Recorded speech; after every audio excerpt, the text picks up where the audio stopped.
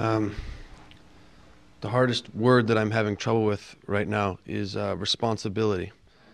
And I have a hunch that most of the things that I consider responsibility are just my ego telling me things I have to do. But I also, when I think about the future of the earth and human evolution and stuff like that, sometimes I have big emotions of responsibility. So I'm just curious Thank you. about the right relationship to the word responsibility. Okay. Thank you.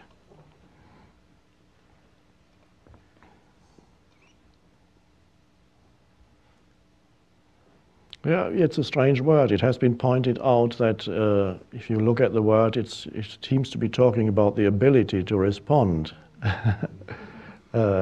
So, to take responsibility for, what is it that you can take responsibility for primarily?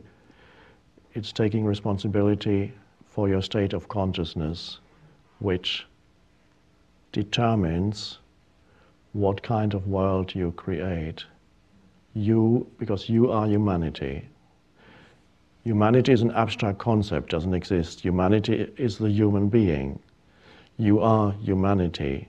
So for humanity to take responsibility, you need to take primarily responsibility for your state of consciousness, because only a diseased or dysfunctional state of consciousness produces a diseased and dysfunctional world out there. By world, I mean the human-made world that has been imposed on what's already there, the planet, which is potentially, of course, a paradise. The planet, pristine, unbelievable jewel, a being of great intelligence. We are not separate from it, but the being is going through a transitional process. And every transitional process is critical. It may or may not work, in which case the being will go some other way. But your state of consciousness determines what kind of world you create, what kind of action you take, and what consequences your actions have. So here, this is why my main work is to address the cause of dysfunction, which lies in the human mind, the dysfunction of the human mind, or as it is sometimes called in Zen, the sickness of the human mind. So, as I see it, and I don't think anybody who reads history can doubt it, there is a deep-seated dysfunction in humans, has been there for thousands of years. And if there's no shift in that, then the dysfunction will destroy us. It probably won't destroy the planet because the planet has enormous resources, but would take a while for the planet to recover. All you have to do then is primarily take responsibility for your state of consciousness now. Now. And this is what the entire teaching really is about. What is my state of consciousness at this moment?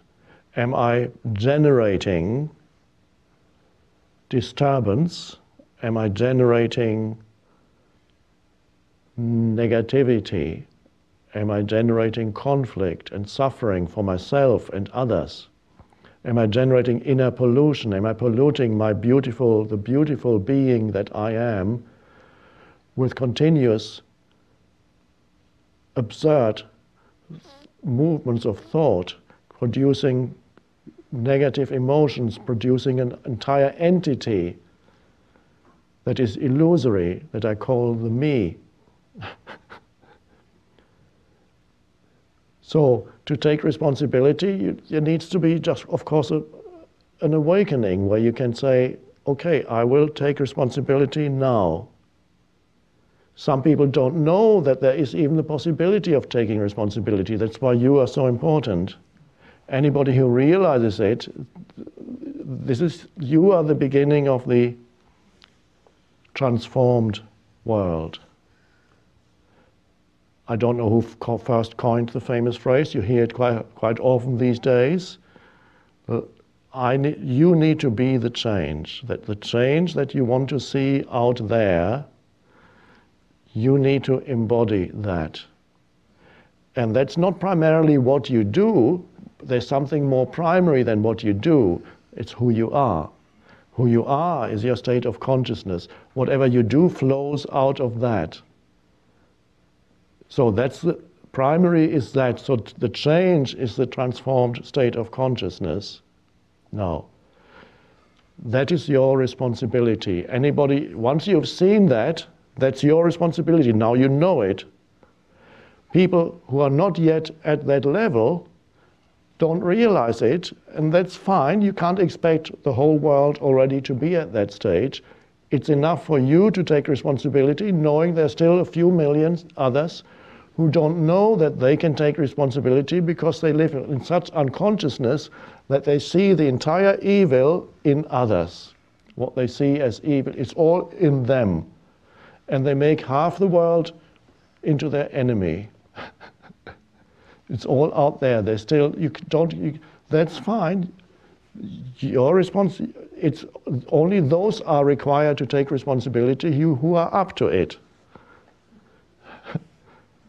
But even those who are totally unconscious still, on the one hand, they don't know what they're doing. Obviously, as Jesus said on the cross, they know not what they do. In other words, they are in the grip of unconscious forces, or unconscious mental emotional streams. They don't know what they do. They cannot be held responsible. And people say, well, they should be held responsible. No, they can't, but they don't know what they do. However, the fact that they are not responsible because they can't be responsible does not mean that they do not suffer the consequences of their unconsciousness. So they generate suffering. And eventually, suffering is the fire in which the ego gets burned up, the collective ego and the personal ego. That's the long way, the slow way, the painful way. And then there is a shortcut, which is any spiritual teaching it cuts through that. The painful way, the long way of waking up. More and more suffering. The planet might not endure such a long learning process for humanity. So if the learning process of humanity does not become shortened, it is doubtful that the planet can allow the humanity to learn through further suffering for another 500 years, or even 200 years, or even 100 years. So that's, you're responsible for all that.